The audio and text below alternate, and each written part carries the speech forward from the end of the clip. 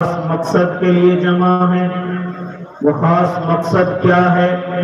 اول تو دلوں کی نیت ہے، اللہ ہم تیری محبت میں یہاں جمع ہوئے، ہم تیرے محبوب کی محبت میں یہاں جمع ہوئے۔ اللہ ہم نے اپنے بڑوں سے سنا کہ یہاں انبیاء کے وارث تشریف لانے والے ہیں، یہاں علماء کی جماعت آنے والی ہے۔ ہم نے اپنے بڑوں سے سنا کہ علماء کی زیارت کرنا یہ ثواب سے خالی نہیں رہتا، اس لیے ہمارا یہاں آنے کا مقصد صرف اللہ اور اس کے رسول کی محبت۔ اگر یقیناً یہی نیت ہے تو پھر آقا صلی اللہ علیہ وسلم کا فرمان سن لیجئے کہ جو اس محبت کو لے کر کے اس دنیا سے رخصت ہوگا، جنت اس کا انتظار کرے گی۔ کیا آپ کو معلوم نہیں، ایک صحابی اللہ کے نبی کی خدمت میں حاضر ہوتے ہیں اور عرض کرتے ہیں یا نبی اللہ قیامت کب آئے گی؟ میرے آقا ارشاد فرماتے ہیں اے میرے صحابی تو نے قیامت کی کیا تیاری کی ہے؟ صحابی عرض کرتے ہیں یا نبی اللہ قیامت کی تو کوئی تیاری نہیں ہے، لیکن ہاں میں اللہ سے محبت کرتا ہوں، میں اس کے محبوب سے محبت کرتا ہوں۔ میرے آقا جب وہ صحابی اٹھ کر کے جانے لگے کیا فرمایا؟ اگر کسی کو جنتی دیکھنا ہو تو اس صحابی کو دیکھ لیجئے، گویا کہ یہ اللہ اور اس کے محبوب کی محبت مجھے اور آپ کو جنت میں لے کر کے جائے گی۔ میں اور آپ کیوں نہ محبت کریں، اپنے محبوب کا کیوں نہ عشق رکھیں، اپنے محبوب سے کیوں نہ ہم والہانہ عقیدت رکھیں۔ ارے یہ سب کسب انہی کا تو صدقہ ہے، یہ سب کسب انہی کا تو سبب ہے۔ آج میں اور آپ اللہ اور اس کے محبوب کے مطابق اپنی زندگی عزت کے ساتھ گزار رہے ہیں، ایمان کے ساتھ گزار رہے ہیں، اور پھر اپنے اللہ سے امید ہے کہ جب اس دنیا سے جائیں گے تو اللہ اس محبت کی وجہ سے مجھے اور آپ کو جنت نعیم عطا کرے گا۔ لہذا میرے بھائی میں اور آپ اس شخصیت کی کیوں نہ محبت رکھیں کہ جس کو قرآن کریم بھی خود کہہ رہا ہے وَمَا أَرْسَلْنَاكَ إِلَّا رَحْمَةً لِّلْعَالَمِينَ، ہم نے اپنے نبی کو پوری دنیا کے لیے اور تمام دنیاؤں کے لیے ہم نے اپنے محبوب کو رحمت بنا کر کے بھیجا۔ ارے ہاں ہاں میرے اور آپ کے آقا اس دنیا کے لیے رحمت بن کر کے آئے ہیں۔ ذرا معلوم کرو علماء سے، آقا سے آنے سے پہلے کیا درجہ اس دنیا کا ہے، کیا حال اس دنیا کا ہوا پڑا ہے، معلوم کرو علماء کی جماعت سے۔ یہ علماء مجھے اور آپ کو بتائیں گے آقا کے آنے سے پہلے کوئی انسانی قدر نہیں، بڑے کی شفقت بڑے کی، چھوٹے پر کوئی شفقت نہیں، چھوٹے کی بڑے کے لیے کوئی عزت نہیں، یہاں تک کہ مظلوموں کا کوئی ساتھ دینے والا نہیں، کمزوروں کا ہاں کوئی پرسان حال نہیں، عورتوں کی کوئی قدر نہیں، غریبوں کی کوئی قدر نہیں، غلاموں کی کوئی قدر نہیں۔ لیکن جیسے میرے اور آپ کے آقا محمد عربی اس زمین پر تشریف لاتے ہیں، اللہ کا اعلان سناتے ہیں یا ایھا الناس انا خلقناکم من ذکر وانثى وجعلناکم شعوبا وقبائل لتعارفوا۔ یہ اعلان میرے اور آپ کے آقا نے تمام امت محمدیہ کو سنایا، تمام انسانوں کو سنایا۔ حالانکہ آقا کے آنے سے پہلے میں ابھی گفتگو کرنے چلا، آقا کے آنے سے پہلے مظلوموں کا ساتھ دینے والا کوئی نہیں، غلاموں کو اپنے سینے سے لگانے والا کوئی نہیں، عورتوں کی قدردانی کرنے والا کوئی نہیں۔ آقا کے آنے سے پہلے ماں کیا ہوتی ہے انسان کو معلوم نہیں، اس کی قدر کیا ہوتی ہے انسان کو معلوم نہیں، بہن کا کیا درجہ ہوتا ہے انسان کو معلوم نہیں، ہاں بیٹی کا درجہ کیا ہے وہ درجہ کیا جانتے؟ ارے ہاں قرآن کریم تو یہ کہتا ہے کہ اگر کسی کو یہ معلوم ہو جاتا کہ اس کے گھر کے اندر بیٹی پیدا ہوئی ہے تو اپنے منہ کو چھپا کر پھرتا تھا، وہ اپنی بےعزتی سمجھتا تھا، گھر سے نکلنے میں وہ اپنی ذلت محسوس کیا کرتا تھا۔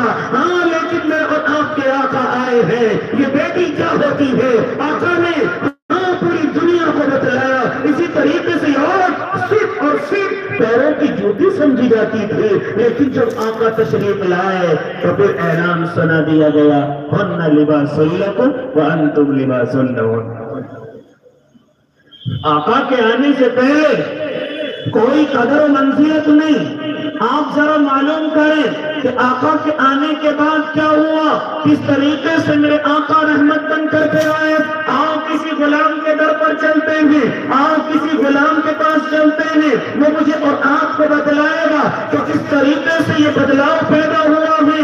آؤ چلتے ہیں حبشہ کے ایک ایسے کالے کلوٹے، ہاں ایسے غلام کے پاس جو حبشہ سے بھاگ کر کے مکہ المکرمہ کی سرزمین پر آیا ہے اور وہاں پر سردار کا غلام بن گیا ہے۔ ان سے معلوم کریں یہ پروگرام بڈھا میں ہو رہا ہے، بڈھا۔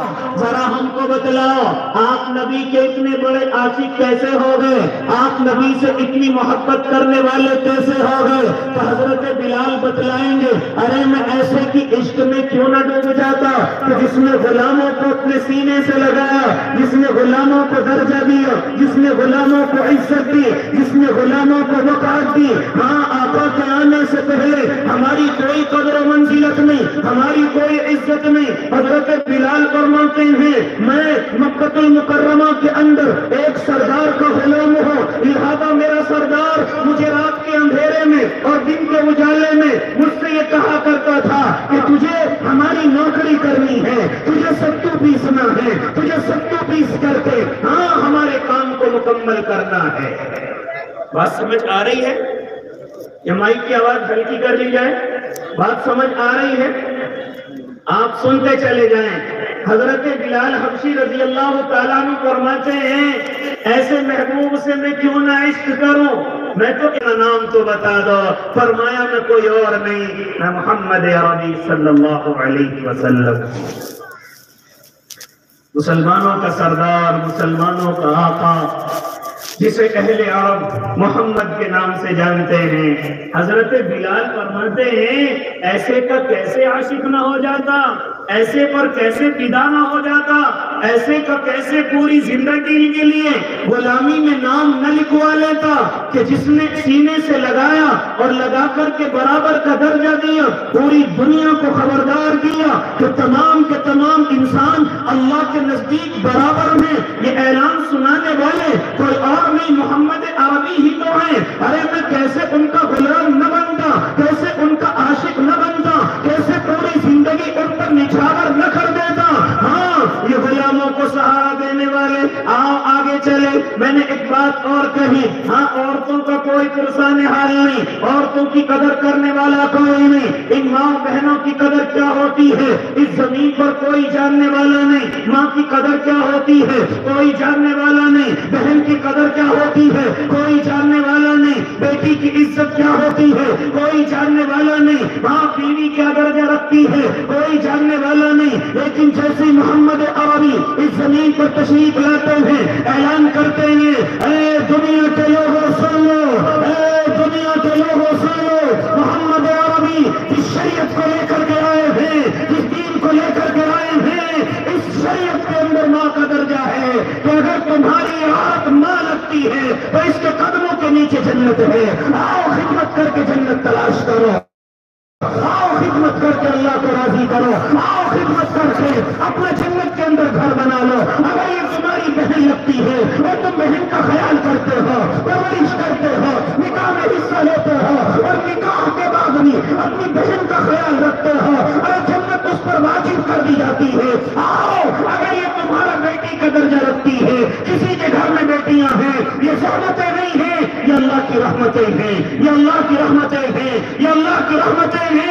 لہذا جس کے گھر میں 4 بیٹیاں ہیں، پرورش کی ہے، نکاح کر دیے ہیں، میرے آقا فرماتے ہیں وہ جنت میں میرے ساتھ کس طرح ہوگا، وہ جنت میں میرے ساتھ۔ صحابی کھڑے ہو گئے، یا نبی اللہ اگر کسی کے 3 بیٹیاں، کہا وہ بھی جنت میں میرے ساتھ اس طرح۔ یا نبی اللہ اگر کسی کے 2 بیٹیاں، ہاں وہ بھی جنت میں میرے ساتھ اس طرح۔ کہا یا نبی اللہ اگر کسی کے 1 بیٹی، فرمایا وہ بھی جنت میں میرے ساتھ اس طرح۔ یہ کون فرما رہا ہے؟ یہ میرے اور آپ کے آقا محمد عربی صلی اللہ علیہ وسلم ارشاد فرما رہے ہیں۔ ورنہ آقا کے آنے سے پہلے آپ چھوٹے چھوٹے طالب علموں کی زبان سے سنتے ہیں کہ بیٹیوں کو زندہ درگور کر دیا جاتا، زندہ دفنا دیا جاتا۔ یقیناً 100%